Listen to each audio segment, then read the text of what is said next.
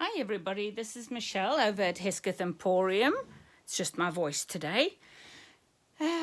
Wanted to just give you a quick video on how to wind a bobbin on this Singer 327K.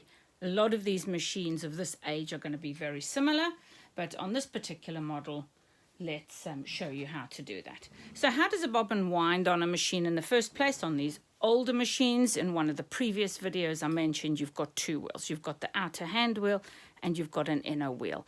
Now you hold the large outer and you turn this one towards you, and it will release the motor so that it no longer makes the needle go up and down. And that's the basis of how that works. And then what you do with this mechanism here, it's got a rubber on it here. You push this down firmly to engage it with this, and that then engages the rubber wheel, which in turn will turn your bobbin. Now your bobbin, I'm using a plastic one now, but this machine originally came with metal bobbins. Whichever one you use, doesn't matter particularly. These will not last as long as the metal ones, but they do the job just as well, as long as you've got exactly the correct size across that way and the depth this way. The depth is important because otherwise it will not sit inside the machine. This will stick up if it's too tall. And obviously if it's too wide across, it won't actually go into the bobbin race. So that's the principle. So to wind your bobbin, we are going to take a reel of thread. In this case, we pop it onto the spindle at the top, and then we take the thread and we put it around this little notch over here on the top of the machine. And in this case, it just pulls behind it, or you could thread it through. You then take the thread to the bottom here, and you take it in front and through the bottom groove. Okay, can you see that? It goes in front, it passes in the front and goes through the bottom groove. And then I bring it up and through the top groove. You're now ready to put your thread through the hole, and I'll show you why we do this just now. From the inside of the bobbin to the outside, you run the thread. Okay, holding that, you push it onto your spindle, make sure that's engaged, and you're now ready to start winding. Hold this fairly firmly so it doesn't flap around, and then gently press your pedal.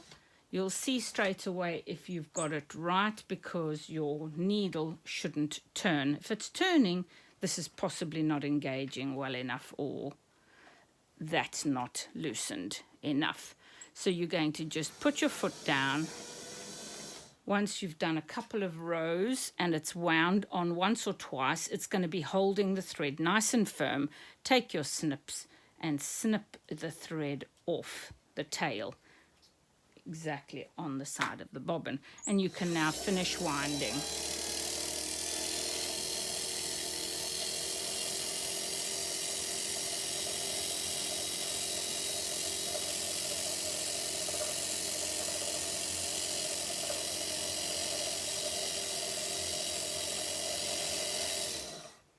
Okay, I'm not going to go any further than that. On these old mechanical machines, you do not have a stopper that will stop this from winding when it's full enough. If you are not paying attention, it will just continue to wind the bobbin until it's over full. If it's over full, you won't be able to get it into the bobbin race, so you want to then unwind some of it, which is wasting thread. So now snip it off, remove it from the spindle, push this lever back up and tighten the hand wheel. So hold the outer wheel again and turn the inner wheel away from you. And you are now ready to start sewing. Couple of things about your bobbin. It's nice and firm. When you put your nail into it, it needs to be firm. If it's floppy and loose, it is not tight enough and your tension will be affected. And the reason you wind around here and up here and to your bobbin is to put a reasonably good amount of tension on the thread so that you do get a nice firmly wound bobbin. It'll also put more thread onto that, which means you have to change that less often. So there you go. That's how you wind your bobbin. And then when you're ready, I'm just going to push the machine across here a bit in the hope that you can see a little bit of how this gets inserted into the machine. So I was explaining to you the last time, you take the bobbin in the shape of a P. Okay, there's the thread hanging down and going around the loop in the shape of a P.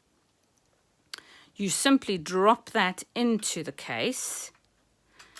This little machine, actually this bar on this plate will be in your way, so you'll have to tuck it under and drop it in. It's then got a little groove here where my nail is. Your thread will go into that, out the second groove and to the back of your machine. You can now close this slightly. I don't close it completely, and it is ready for winding.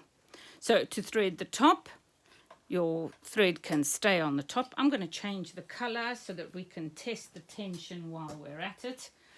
I'm going to put the different, I have green here at the moment, but we're not going to use the green. We're going to take, I'm just going to use a spare bobbin I've got lying around because it's got a bit of thread on it.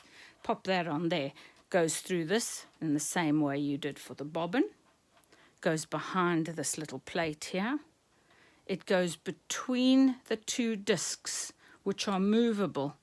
It goes between them. You pull it upwards and you go behind this little plate again.